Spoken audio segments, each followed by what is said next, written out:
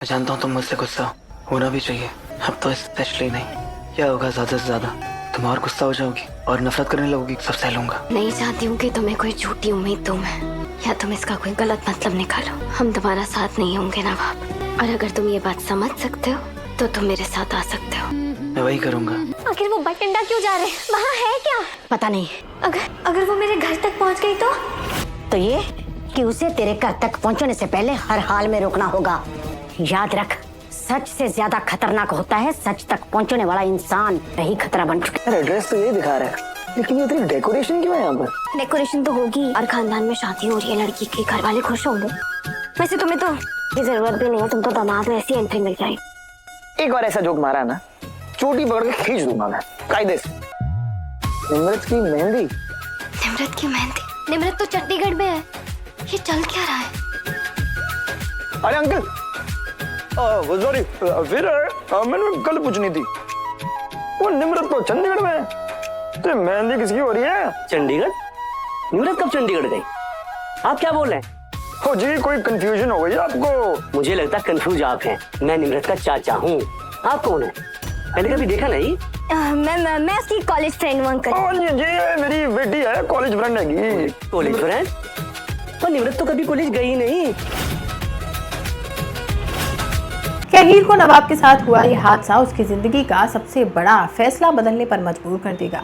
क्या नवाब को किडनैप करने के पीछे सिर्फ दलेर का गुस्सा है, या इसके पीछे हीर को खत्म करने की कोई बड़ी साजिश छुपी हुई है? और क्या हीर आखिर निम्रत के खिलाफ वो सबूत ढूंढ पाएगी जिसके लिए वो भटिंडा जाने का फैसला कर चुकी है? दोस्तों, तू जूलियट के एपिसोड की शुरुआत होती है जब नवाब गुस्से में हीर को इडियट कहता है और उसे याद दिलाता है कि दलेर ने उस पर बंदूक तान दी थी, इसीलिए हीर को उसकी मदद की ज़रूरत है। अब नवाब साफ कह देता है कि वो हीर से सच में प्यार करता है, लेकिन हीर उसकी बात मानने के लिए तैयार ही नहीं होती।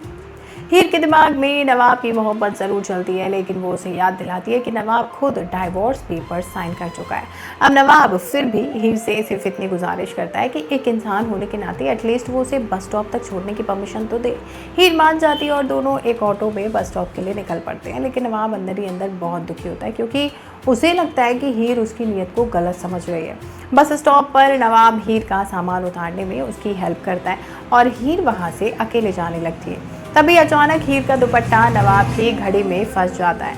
हीर उसे निकालती है और इसी बीच नवाब उसका हाथ पकड़ लेता है। दोनों एक पल के लिए एक दूसरे की तरफ देखते हैं और फिर साथ चलने लगते हैं। नवाब पीछे मुड़कर हीर को देखता है, लेकिन हीर उसे नज़र मिलाने से बचती है। जब हीर पीछे मुड़कर देखती है, नवाब जानबूझकर ऐसा दिखाता है जैसे वो वहाँ से जा रहा हो, लेकिन वो दोबारा मुड़कर देखता है और तब तक हीर बस में चढ़ चुकी होती है। और इसी पल कहानी एकदम से पलट जाती है क्योंकि कुछ गुंडे नवाब पर हमला करके उसे किडनैप करके ले जाते हैं। हीर को तुरंत कुछ गड़बड़ महसूस होती है और वो नवाब के पीछे भागने लगते हैं, लेकिन तब तक कार वहाँ से जा चुकी होती है।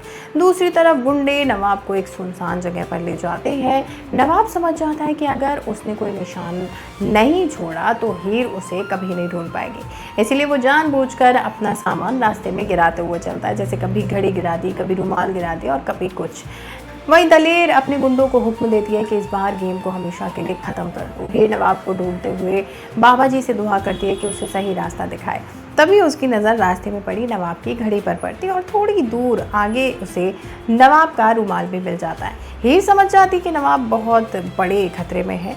हाइड आउट में गुंडे नवाब से हीर के बारे में पूछते हैं, लेकिन नवाब कुछ नहीं बताता, पर वो इतना ज़रूर समझ जाता है कि असल में हीर को टारगेट करने के लिए उसे बलि का बकरा बनाया गया है, मतलब मेन टारगेट है हीर। इसीलिए वो अब घबरा रहा होता है कि कहीं हीर यहाँ पर ना आ जाए।